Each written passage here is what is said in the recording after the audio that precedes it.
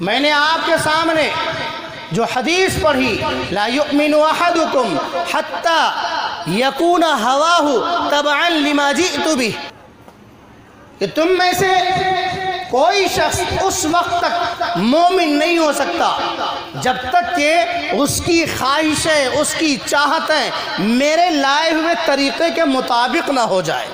यानी नबी सल्लल्लाहु अलैहि वसल्लम ने जो तरीक़ा बताया उस तरीक़े के मुताबिक हमारी चाहत हो जाए, तब तो हम मोमिन और मुसलमान होंगे, वरना हम मोमिन और मुसलमान नहीं हो सकते। इसको थोड़ा कम कर दीजिए। उसके बाद मैंने आपके सामने जो हदीसें पढ़ी उसमें मैंने 3 बातों के सिलसिले में पढ़ा। इत्तक़िल महारिम तकुन अअबुदन नास, वर्ज़ अम्मा क़स्समल्लाहु लक तकुन अग़नन नास, व अहिब्ब लिन्नास मा तुहिब्बु लिनफ्सिक तकुन मुस्लिमा। हर आदमी की ख्वाहिश और चाहत होती है कि वो सच्चा पक्का मुसलमान बन जाए। अरे आप लोगों की चाहत है कि नहीं है? इसमें कौन कौन सच्चा पक्का मुसलमान बनना चाहता है? हाथ उठाइए। सच्चा पक्का मुसलमान बनना चाहते हैं? तो सच्चा पक्का मुसलमान बनने के लिए जो काम करना पड़ेगा कीजिएगा इंशाअल्लाह। उसके बाद हर आदमी चाहता है कि मैं अल्लाह का सबसे बड़ा इबादत गुजार बंदा बन जाऊं। अरे चाहता है कि नहीं चाहता है? हर मुसलमान चाहता है कि नहीं चाहता है कि अल्लाह का सच्चा पक्का इबादत गुजार बंदा बन जाए? तो उसके लिए क्या काम करना पड़ेगा, करेंगे इंशाअल्लाह। उसके बाद हर आदमी चाहता है कि मैं मालदार बन जाऊं। मैं भी चाहता हूं। हर आदमी चाहता है कि मैं मालदार बन जाऊं। तो मालदार बनने का जो तरीक़ा नबी ने बताया उस पर अमल करेंगे इंशाअल्लाह। ये 3 बात बताऊंगा, बात ख़त्म हो जाएगी। अब ये 3 बात बताने में जितनी देर लग जाए, यही 3 बात बताऊंगा। क्या क्या? एक आदमी मुसलमान कैसे बनेगा? एक आदमी खतना करा के मुसलमान नहीं हो जाता है। बोलते हैं ना मुसलमानी हो रही है, सिर्फ खतना करा के मुसलमान नहीं होता, धोखे में मत पड़िएगा। दूसरी बात, हर आदमी चाहता है कि अल्लाह का सच्चा पक्का इबादत गुजार बंदा बन जाए। और तीसरी बात, हर आदमी चाहता है कि वो मालदार बन जाए। तो मालदार बनने का जो गुण है उस गुण को सीखिएगा। हाँ, ये 3 बात सीख लीजिए, उसके बाद तब भागिएगा, भाग जाइएगा, उससे पहले मत भागिएगा। अल्लाह के नबी जनाब मुहम्मदुर रसूलुल्लाह सल्लल्लाहु अलैहि वसल्लम ने फरमाया, इत्तक़िल महारिम तकुन अअबुदन नास। हराम से बचो, अल्लाह का सबसे बड़ा इबादत गुजार बंदा बन जाओगे। तुमसे बड़ा कोई नहीं रहेगा। क्या काम करना पड़ेगा? हराम से बचना पड़ेगा। अब हराम की लिस्ट हमको बनानी पड़ेगी कि वो हराम है कहाँ कहाँ पर। अच्छा, अब हराम है या हलाल है, सही है या गलत है, सच है या झूठ है, दिन है या रात है, ये हमको अपने आप तो फैसला नहीं कर सकते हैं।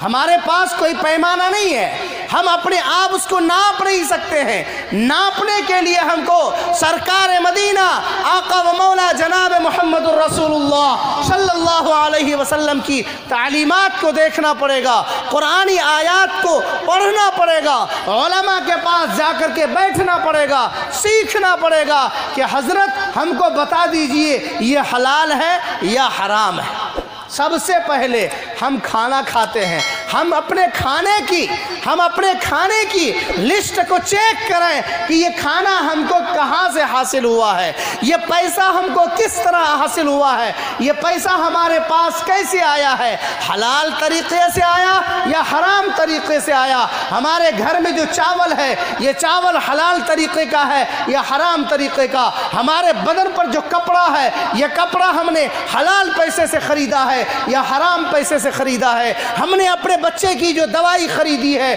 वो दवाई हलाल पैसे की है या हराम पैसे की है। आप अपनी पूरी ज़िंदगी की एक लिस्ट बनाएं और उस लिस्ट में आप चेक करें कि आपने आखिर कहाँ कहाँ से पैसे हासिल किए। सबसे पहले चलिए हम बैंक अकाउंट चेक करते हैं। बैंक अकाउंट में आपने 5,000 रुपया रखा।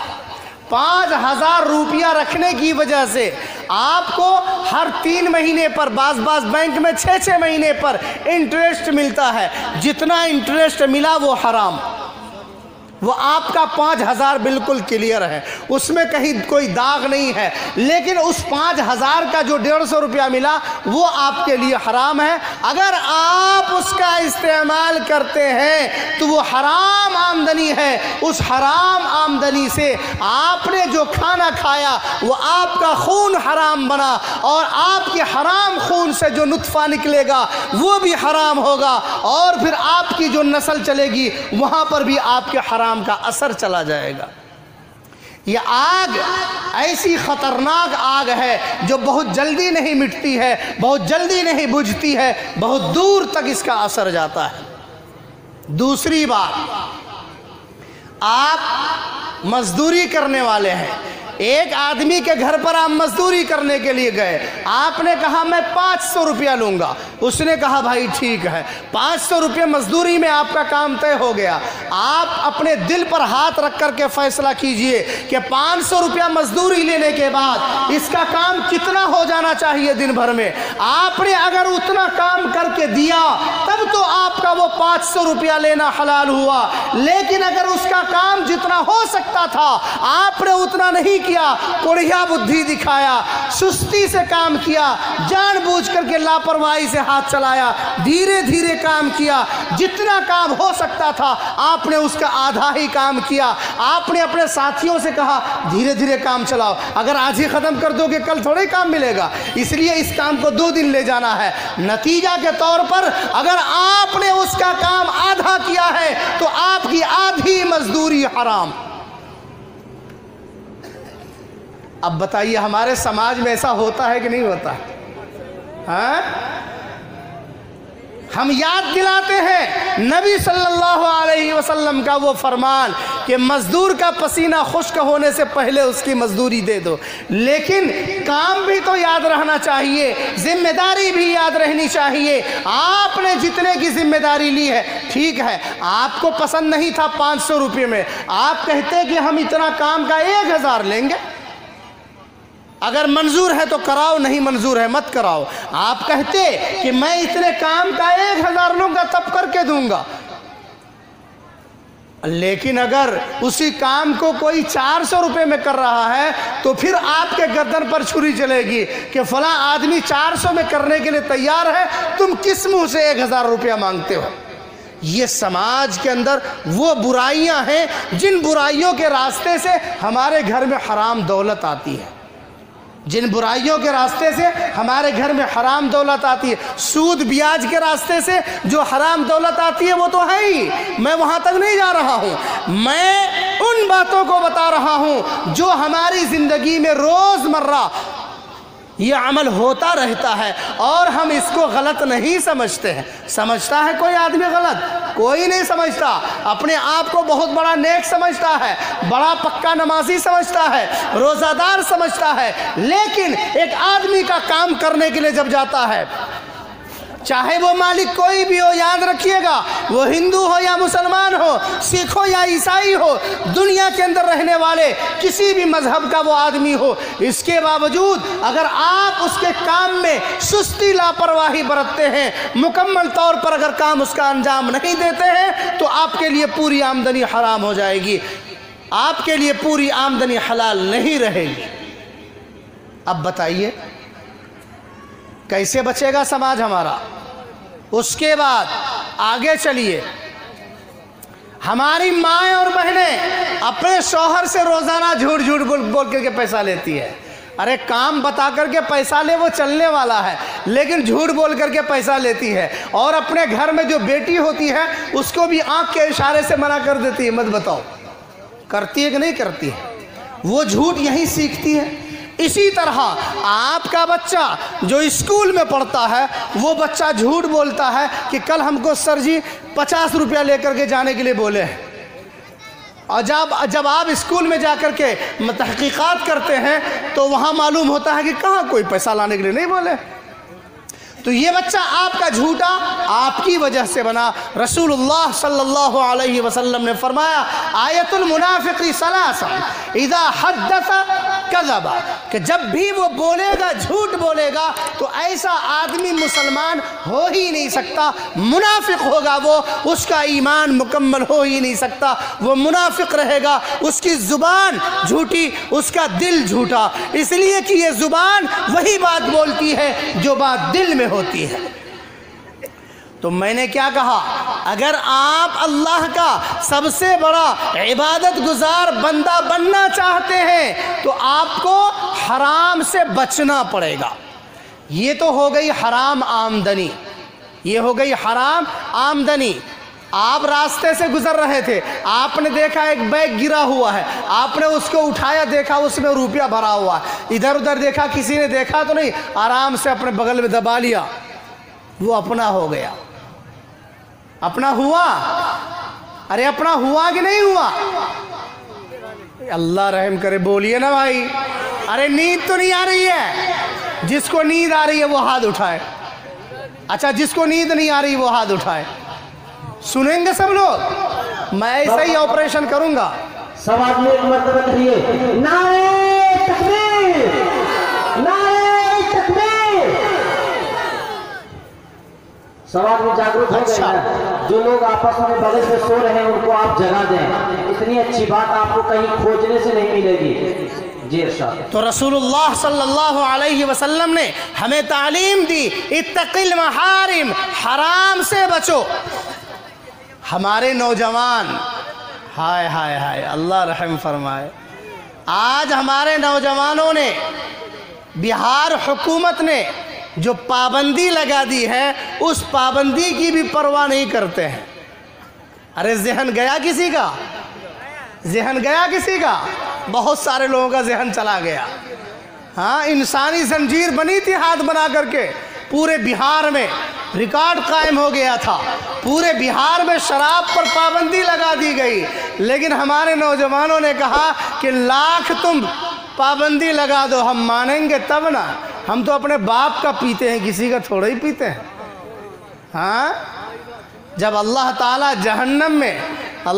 जहन्नम में जब डंडा बरसाएगा तब पता चलेगा कि बाप का पी रहे थे या किसका पी रहे थे। मेरे भाई, शराब तमाम बुराइयों की जड़ है। जिस आदमी की ज़िंदगी में शराब की लानत आ गई, वो आदमी एक दिन ज़ानी भी बन जाता है, चोर भी बन जाता है, डकैत भी बन जाता है, कातिल भी बन जाता है, और एक अपनी बीवी बच्चों की भी परवाह नहीं करता। और ऐसी भी लानत बहुत सारे लोगों की ज़िंदगी में आ गई है जिन्होंने शराब की खातिर अपनी बीवी को बेच डाला, अपनी बेटी का सौदा कर लिया, अपनी बहन का सौदा कर लिया, अपने बच्चों को बेच दिया, अपने घर बार को बेच दिया और ख़ुद सड़क पर आ गया। अरे होता है कि नहीं होता है? लिहाजा मेरे भाई, शराब इतनी ख़राब लानत है, इतनी गंदी चीज़ है, आप जब तक शराब में मुलव्विस रहेंगे उस वक्त तक अल्लाह का नेक बंदा नहीं बन सकते। अल्लाह का इबादत गुजार बंदा बनने के लिए सबसे पहले अपना मुंह जो गंदा है उस गंदगी को साफ करना पड़ेगा। शराब पीने के बाद हम गंदगी को हाथ लगा रहे हैं, गंदगी को हाथ लगाने के बाद हम अपनी ज़ुबान से अल्लाह अकबर बोलते हैं। कुछ लोग कहते हैं, बहुत सारे लोग, कुछ लोग किया पूरे हिंदुस्तान में कि फ़लाँ सूबा में गाय ज़बह करने पर पाबंदी लग गई। अच्छा, हम मुसलमान हैं, हमारे लिए गाय खाना हलाल है, अल्लाह ने हलाल किया है, तो ये कौन होते हैं पाबंदी लगाने वाले? मुसलमानों सुनो गौर से, ये पाबंदी किसी और ने नहीं लगाई है, ये पाबंदी खुद तुमने लगाई है। किसकी मजाल, कौन होता है पाबंदी लगाने वाला? लेकिन ये पाबंदी अल्लाह ने लगवाई है, किसी और की ज़ुबान से लगवाई है। वजह इसकी ये है कि आप पूरे हिंदुस्तान का जायज़ा ले लीजिए, बहुत सारे ऐसे लोग जो गाय ज़बह करने का कारोबार करते हैं, वो शराब पी करके आते हैं, मुंह से गंदगी निकलती है, बदबू निकलती है, उसी गंदगी में वो बोलता है बिस्मिल्लाह अल्लाहु अकबर, ज़बह कर दिया। अल्लाह का नाम गंदगी की हालत में लिया, शराब पी करके अल्लाह का नाम लेता है, अल्लाह की लानत बरसती है। अल्लाह ताला ने पाबंदी लगवाई कि तुमने मेरे नाम की बेहुरमती की है, लिहाजा मैं तुम्हारे लिए अब ऐसे हालात पैदा कर दूंगा कि तुम इसको ज़बह ही नहीं कर पाओगे। जब ज़बह नहीं करोगे तो मेरा नाम तुम शराब पी करके ले नहीं पाओगे। उसके बाद कुछ कसाई भाई जो गाय ज़बह करके उसके गोश्त को बेचने का कारोबार करते हैं या फिर गाय को ख़रीदते बेचते हैं, उसके ज़रिए से जो पैसा आता है उस पैसे से जा कर के वो शराब पीता है या उस पैसे से जा कर के वो झूठे मुकदमात लड़ता है, केस लड़ता है, दूसरों पर जुल्म ज़्यादती करता है, वो उस पैसे के ज़रिए से जा कर के जुआ खेलता है और फिर हराम कारी में जाता है, ज़िनाकारी करने के लिए जाता है। अल्लाह ताला ने ऐसी गंदगियों की वजह से पाबंदी लगवाई कि तुम हमारे हलाल सामान के इस्तेमाल के लिए हराम तरीक़े इस्तेमाल करते हो, लिहाजा तुम्हारे लिए ये हलाल हम ऐसे ममनू करार दे देंगे, पाबंदी लगवा देंगे, लिहाजा तुम इसका इस्तेमाल कर ही नहीं सकते हो। हराम का एक रास्ता हमने अपनी ज़िंदगी में नहीं चुना है। इसी तरह आप लोगों के इलाके में आधी खेत लगता है कि नहीं लगता है? आधी खेत लगाते हैं ना। एक आधी देने वाला वो तो ज़मींदार है, दूसरा आदमी जो अधिया है वो कितनी ईमानदारी से काम करता है जानते हैं ना। हाँ, अगर खेत वाला खेत नहीं गया, आपने वहाँ पर 1 बोरा खाद डाला है, कल जाकर के कह रहे हैं 1.5 बोरा खाद दिए थे, 1.5 बोरा का पैसा का हिसाब कर लीजिए। होता है कि नहीं होता है? पानी पटाया, पानी पटाने में 10 घंटा लगा था, आपको कहा 13 घंटा लगा था। होता है कि नहीं होता है? अब उस झूठ की बुनियाद पर जो फसल उगेगी उस फसल में बरकत होगी? कभी नहीं हो सकती है। हज़रत मौलाना मोहम्मद इमामुद्दीन साहब रहमतुल्लाहि अलैह शेखुल हदीस दारुल उलूम बहादुरगंज का एक खेत था, पूर्णिया ज़िला में उनका घर था, उनके घर के करीब ही एक खेत। तो वो एक आलिम आदमी, हम लोग ख़ुद भी अपना खेती खुद से नहीं करते हैं, दूसरे को दिए हुए हैं, वो अपने तौर पर ईमानदारी से खेती का काम करके दे देता है। इसी तरह हज़रत ने अपना खेत दिया हुआ था, प्याज उसने बोया हुआ था। एक दिन वो घर से जा रहे थे, अपने अधिया को देखा खेत के आल पर खड़ा होकर के खूब ज़ोरदार गालियाँ बोल रहा है, खूब गालियाँ बोल रहा है। हज़रत ने सुन लिया और कहा भाई किसको गाली दे रहे हो? कहा देखिए हज़रत, ये गाय आकर के चर गई, ये बकरी चर गई, ये हो गया वो हो गया। तो कहा एक बात बताओ, उस बकरी को अकल है क्या? उस बकरी को मालूम है खाता खिसरा कि ये खेत किसका है, वो खेत किसका है, मालूम है उसको? कहा नहीं मालूम है। बैल को मालूम है? नहीं मालूम है। गाय को मालूम है? नहीं मालूम है। जब उस बेचारे जानवर को जो अनजान है, बेअकल है, उसको अल्लाह ताला ने समझ दिया ही नहीं है, जिसकी बुनियाद पर आपने देखा होगा एक गाय पेशाब करती है, दूसरी गाय मुंह लगा देती है, एक बछड़ा पेशाब करता है, दूसरा बछड़ा मुंह लगा देता है। अरे देखा कि नहीं देखा है? क्यों? कभी कभी तो आपने देखा होगा एक बैल पेशाब करता है और अपना ही मुंह जोड़ करके चाटने लगता है, उसके पास अकल ही नहीं है। जहां पर उसने हगा था उसी पर बैठ जाता है। जहां पर जाड़े के रात में, अभी जाड़े के मौसम में उसको आराम देने के लिए गाय और बैल वाले ने वहां पर घास बिछा दिया था, लेकिन जैसे ही उसको घर के अंदर बांधा, वो वैसे ही उसने उस पर पेशाब कर दिया।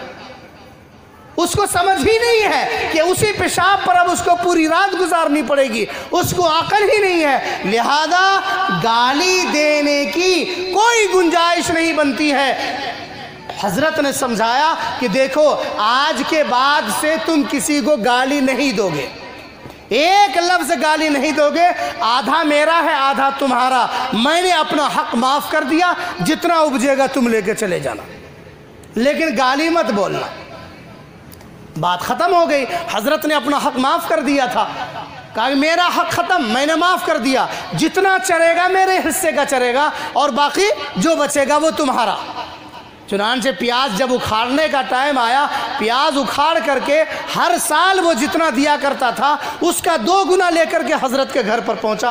कहा क्या हुआ भाई, ये पूरी प्याज तुम लेकर के क्यों आ गए? मैंने तो अपना हक माफ़ कर दिया। कहा हजरत माफ़ कीजिए, हर साल जितना होता था इस साल उसका 2 गुना हुआ है।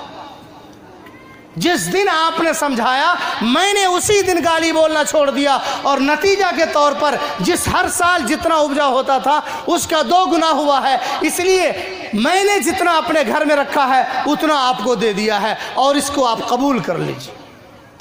तो मेरे भाई, जब हम मुसलमान हो करके, एक मुसलमान कैसा होता है, एक मुसलमान बन करके हम जब नौकरी करेंगे, एक मुसलमान बन करके हम जब खेती बाड़ी करेंगे तो अल्लाह ताला उसमें बरकत देगा। और अगर हम हराम हलाल की तमीज़ किए बगैर जो मन में आए कर लेंगे तो फिर अल्लाह ताला हमारी ज़िंदगी से बरकत को छीन लेगा। अब आदमी बोलता है हज़रत एक तावीज़ दे दीजिए, ज़िंदगी में बरकत ही नहीं, कितना कमाते हैं वो कहाँ जाता है कुछ पता ही नहीं चलता। अरे बोलते हैं कि नहीं बोलते हैं? अरे आप लोग भी तावीज़ लिए हैं कि नहीं लिए हैं? कौन कौन तावीज़ लिया बरकत वाली? हाथ उठाइए तो। डर से अभी कोई नहीं उठाएगा, बहुत सारे लोगों ने। अरे भाई ये देखिए वार्निंग आ गई, अभी मेरी एक भी बात पूरी नहीं हुई है। मैंने 3 बात का वादा किया था, अब लगता है कि स्पीड बढ़ानी पड़ेगी। खुलासा ये है कि अगर हम अल्लाह ताला की तरफ से हराम की हुई चीज़ों को हराम समझेंगे, हलाल की हुई चीज़ों को हलाल समझकर इस्तेमाल करेंगे और हराम से बचेंगे तो फिर हम अल्लाह का सबसे बड़ा इबादत गुजार बंदा बन जाएंगे। ऐसा नहीं है कि नमाज पढ़ रहे हैं और इधर ध्यान लगा हुआ हो, अभी तो जाना है हमको खेत में, ऐसा करना है, ऐसा करना है, ऐसा करना है, ऐसा करना है, प्लान बनना वहीं पर नमाज में, और जाकर के कुदाल लेकर के गया रियोन करने के लिए, एक हाथ काट करके अपने खेत में मिला लिया। ये प्लान नमाज में बना था, वो नमाज कबूल हो जाएगी? नहीं होगी।